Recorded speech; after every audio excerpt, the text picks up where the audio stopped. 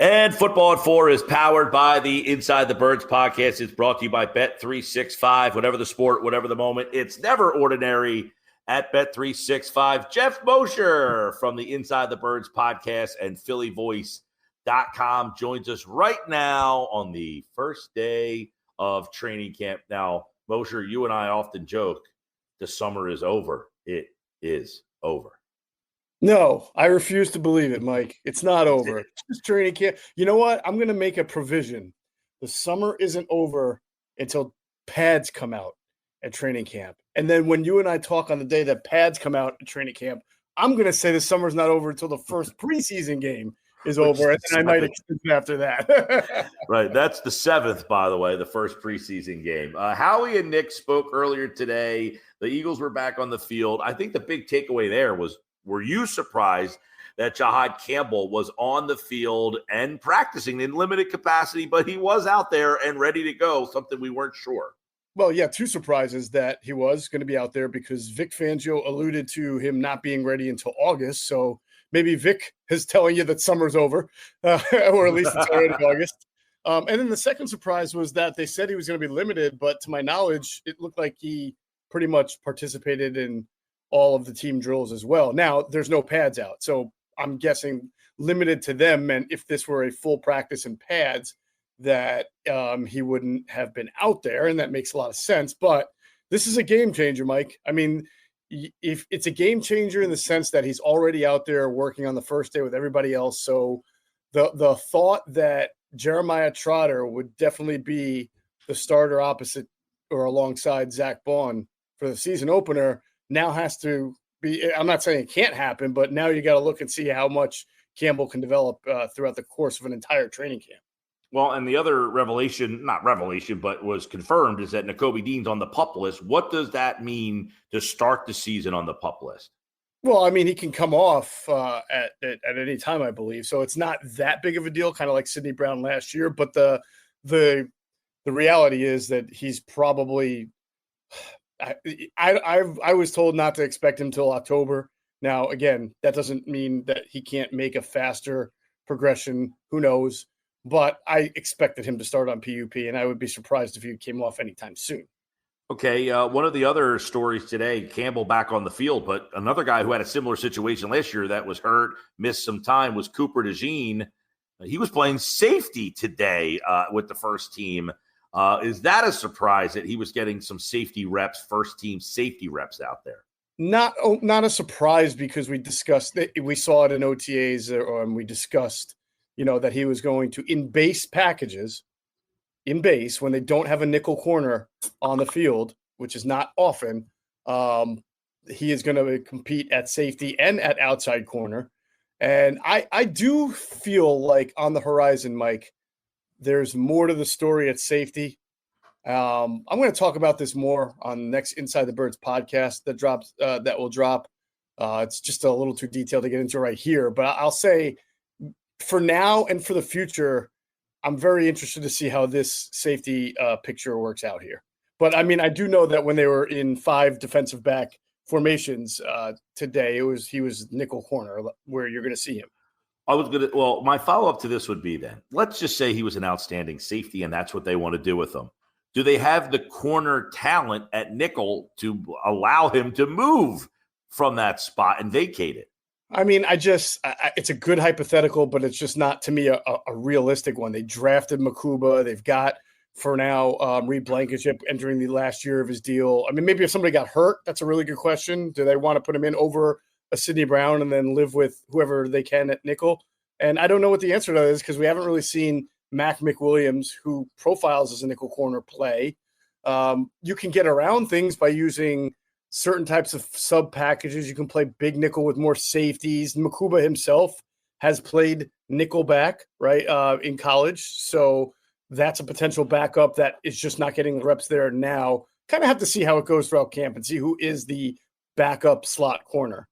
All right, something to keep an eye on. Yes, a little Cooper DeJean playing some safety at the first day of training camp today. Some other things of note on that side of the ball. Jordan Davis looking slim and trim, man. And I guess the question I would have is, you see Jordan Davis come in. He looks obviously like he's lost some weight. Are there other ways the Eagles want to use him and haven't been able to? Are they happy with the version that they have had?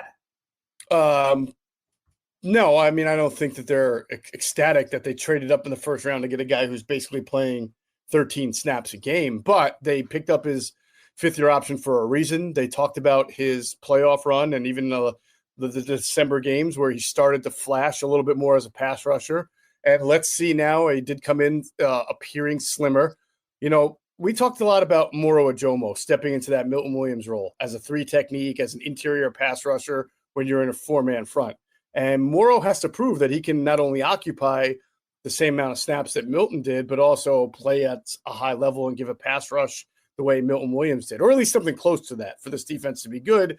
And if you're not getting that and you're not ready to go to Ty Robinson and you see that Jordan Davis has improved as a pass rusher, then the door could be open for them to give Jordan Davis more pass rush reps in a 4-man front when they're in nickel. But we're a little far from that, but I imagine being a little bit lighter, if that's what he truly is, can help him in that regard. But he's also got to refine his technique, Mike. It's not just being about lighter. It's about learning how to use his hands, learning how to use all that strength that he has and funnel that into being a power player who moves people. He doesn't move people the way a 330-pound guy should move people, right? You want to see him sort of develop into what you've seen from a Dexter Lawrence or a Vita Vea, right? Or Christian Wilkins, somebody who's just so multi-dynamic and can do so many different things. I want to go back quickly to the Dean thing on the pup list, Geoff Mosher football at 4. I know this isn't really a fair question for Nakobe. He's on the pup list. We don't know what he's going to do. But does he have nearly the impact this year as he did last year in your mind? Well, I mean, it's hard to – he could, but it's hard to if you're going to miss 6 games or some odd, right? But as far as level of play, if he can play at the level he did last year, yes, he can make a huge impact because if he comes back and, plays the last 10, 11 games, whatever, in the playoffs, if they make it and he's great, that's good. I think, though, it's not unfair, Mike. What you're getting at is if you're asking, can he be the same player that he was after yet another procedure? Because remember, it was the foot before, and now it's the patellar tendon, which is a tough injury to come back from. He had injury concerns coming out of college, the shoulder and at the pro day and everything like that. So he's not the biggest guy in the world. We know that. So how many surgeries can this man absorb and still play at the level that he played at last year? That is a fair question, but he can certainly answer that by playing at that level of last year. And that would really help the team. Vic Fangio will talk tomorrow. We'll probably get more detail because Campbell did practice. DeJean was playing some safety. We'll hear more about them. The last guy on defense I want to ask you about was Jalyx Hunt. Jordan Mailata had some interesting things to say. He said he's special. He has tendencies like Micah Parsons. He's going to be a star. Talk about putting a star right on the map there of Jalyx Hunt. We've all wondered, okay, what is this guy? Welcome to training camp. Yeah, no pressure, Jalyx Hunt. You and your one career NFL start now being compared to Micah Parsons. That's great. Well, the one thing we know is this: if Jalyx Hunt is even anywhere near the level of Micah Parsons, he'll get an extension after year 3, and he won't be feuding with Howie Roseman in the media or Jeffrey Lurie about it. So that's just because both teams do business differently. It's a lot to put on a guy, Mike, but you and I had this conversation maybe a couple of weeks ago. We were just talking about the edges and what to expect. And I said, listen, Nolan Smith's the first-round pick, and the sky is really high for both of them. But Jalyx Hunt, to me, I felt has an even higher ceiling because he's such an explosive athlete who already took to the position as a rookie despite not playing that position very much, just 2 years at Houston Christian, right? Whereas Nolan Smith, he actually didn't play. We talked about this a lot as a rookie, and he really had to learn last year how to sort of channel his interesting frame and the speed and the athleticism that he has into some power like that. That took him some time, where Nolan just kind of Jalyx, it just, the light seemed to go on for him very, very quickly. And if that means, Mike, that his learning curve is that, small, and that he can just pick it up and pick it up and pick it up and absorb, I think the ceiling will be really high for him. I don't want to put the cart before the horse. I'm just saying the ceiling could be very, very high. All right. By the way, on defense, Kaylee Ringo got the first reps on the outside there. We also did see Andrew Makuba practicing with the first team at safety and splitting reps with Sidney Brown. Those are all things. Vic Fangio will talk tomorrow. You'll hear that in the 3 o'clock hour right here on the Sports Bash Live on 97.3 ESPN. It's Football at 4 with Jeff Mosher. Let's flip over to the offense where obviously I thought A.J. Brown today had something pretty interesting to say that the amateur psychiatrist might get into a little bit. He says he wants to put a stamp on the fact that he's the best. And we were talking about the fact that did he win his team goal and now he wants to be recognized as the best, meaning 1,200 yards ain't going to get it done for me. And I want to put a stamp on that. Like, is that something you look at and read into it saying, well, what does he mean by this? He wants to be the best and put a stamp on it. Yeah. I wonder the same thing, Mike. And, you can't help but wonder how, his stats weren't where they normally were last year, mainly because he missed a couple of games early from the hamstring injury. If you looked at his receiving yards per game last year, they were 83 yards, which was not too, considering how run reliant they were last year, that's not too much below what he did in 2023 when he was at 85.6 and then in 2022 when he was at 88. So just, 3 to 5 yards differential is actually a much less steep drop than what the passing yards per game for Jalen Hurts was from 2 years ago to last year, or even 3 years ago to last year to this past season. So for him to be recognized as one of the best, or if not the best, I don't think it would take that much more, probably staying healthy. And I think he can easily get back to somewhere in that 1,400 yard range that he was at in 2022, 2023. But, to his point, though, and guys like Justin Jefferson, guys like Jamar Chase, who are always going to get like 10 to 12 targets a game, sometimes more, probably going to finish with double-digit touchdowns in their sleep. That's going to be a little bit difficult for him just because of the nature of the Eagles' offense. So I don't know if he'll be able to be satisfied the way he wants to be. Real quick, I know we jumped over to the offense, but I wanted to follow up. I had this written down from yesterday's show. The poll question: which Eagles defense will be better, this year's team or last year's team? Now, 69% yesterday said last year's team. 30% said this year's team. You just said that's not fair. But can this year's defense be better? I think on the surface, if you're asking, which one will be better, you would say, well, last year's team has better. But do you see scenarios where this team, where there's any roads, we always say, are there any roads that this team can use to get an upset? Are there any roads that would lead this defense to be better?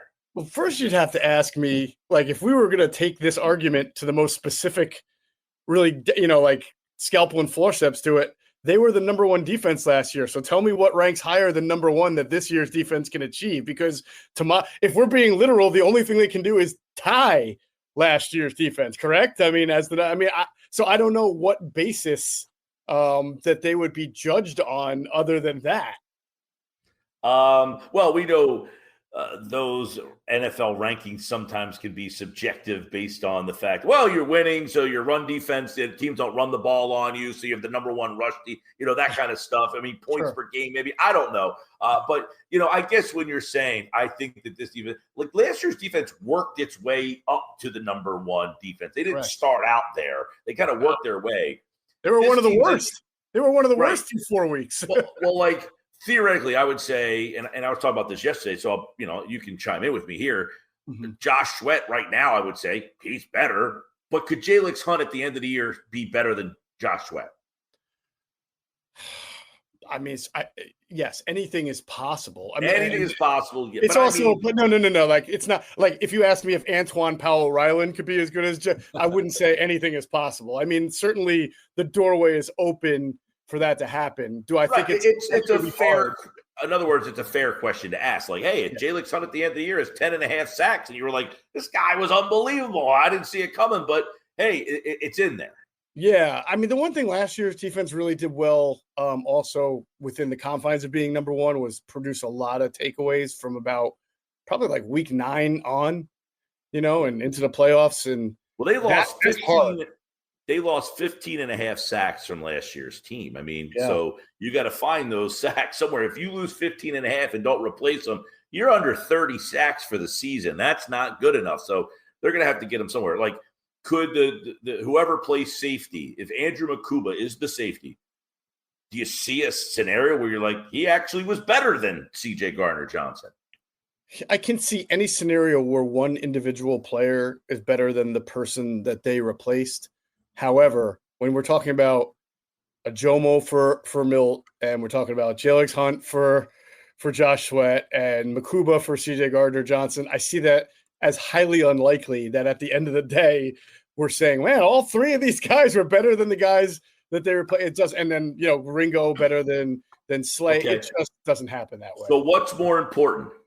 That the guys who replaced the guys who left are better, or that Carter, DeJean, and Mitchell, the impact that they will bring, and Bond being in the defense for the second year and being second-year players. I know Bond's not a second-year player, but realistically, he hasn't played a lot of defense in his career. Yes, I love how you asked that. I would say that progression from the young players who played really well last year, DeJean, Carter, yeah, absolutely, is more important than any 1 or 2 individuals matching the talent level of the person that they're trying to. Like, they could have more success on the defense's overall ranking than the new players coming in and providing whatever they're here to provide.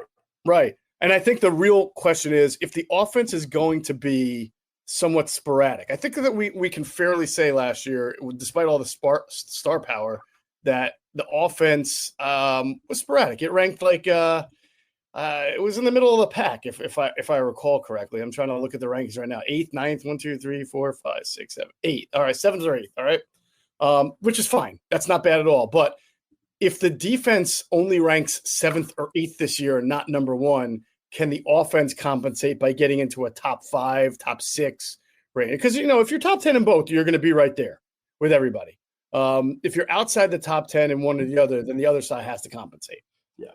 All right, 2 more things before we get out of here. I thought one of the highlights was Roseman today saying, hey, we have 13 picks, and we could use them to make this year's team better. Right? Like, they're not resting on it. So he acknowledged, if this team's not good enough, I'm not going to just let it and say, hey, we'll get there. We won the Super Bowl last year. These guys, maybe we got off. No, he's going to say, if we need help, we have the ammunition to go get it. I thought that was refreshing to hear. Yeah. And he did that in 2018, coming off the Super Bowl, when they sensed that they needed some help. And I think it was it Golden Tate that they wound up acquiring, who helped them with a touchdown against the Bears. Yes. Yeah. I mean, he really didn't help them that much, and that touchdown you could have caught because it was one of those 2-way goes. It was wide open, but nonetheless, it was a touchdown, and it just showed that Howie would make a move at the deadline, and I think he has even more trade stock to be able to do that again. Yeah. All right, last one for Geoff Mosher. Jalen Hurts said he has not worn his ring. He won't wear the ring. He has moved on. Is it because it's hideous? You don't like it, huh? You don't like that? I mean, I think it's cool in design, but are you going to wear a ring with like the wings out and like this green kind of gaudy thing? Like, what are you going to wear that into a club? I don't know. I always feel like you spend so much. Now it's just become, can I one up the ring from the year before that no one's going to wear either? But does Jalen Hurts put it on like eBay, right? Is it better? We were talking about this before you came on. You put the ring on eBay. Is it a game worn or like post Super Bowl worn ring? Like, you just say, I'm never going to wear this thing. I'm just going to put it on eBay. I have no. I really, the getting inside the mind of Jalen Hurts is a strange venture. It is. I'm just going to go with my theory that he just thinks it's hideous, and it's more. It's better to put it. And by the way, it's intentionally. I mean, it's supposed to be. All Super Bowl rings are gaudy, extravagant, and you're right. And my God, don't let the Cowboys ever win one, because who knows what Jerry will do to a Super Bowl ring and how ridiculous that thing will look. But yeah, I mean, I think they're better reserved for a case somewhere than, say, a finger. Yeah, you put it on display somewhere in your house, like right. If you have that room. Right. All right. Well, day one in the books for the Eagles. Anything I missed that stood out to you? Well, I thought, Kenyon Green not practicing. it's not a big deal because, guys like Green and Carter who didn't practice, if they were really hurt badly, they would have started on PUP. So they'll probably be out there soon. But, Jalen Carter's pretty secure at his job. And plus he needs a little bit of the rest anyway with all the snaps that he played last year. Kenyon Green not even being able to participate in the first training camp practice, probably not going to matter 2 weeks from now. But if we're talking about today, not the greatest thing. All right, Football at 4 has training camp coverage all week long. The Inside the Birds podcast will have plenty more in depth on this with Geoff Mosher and Adam Kaplan. Andrew DeCecco will have coverage over on InsideTheBirds.com. And, of course, Geoff will be at training camp practice tomorrow for Philly Voice. You can read all the coverage there at PhillyVoice.com. All right, Geoff, happy summer ending. No, you stop that, Mike. Summer is nice and it's here. See you later, see you, man. All right, there's Geoff Mosher, everybody. Football at 4 here on the Sports Bash Live, 97.3 ESPN.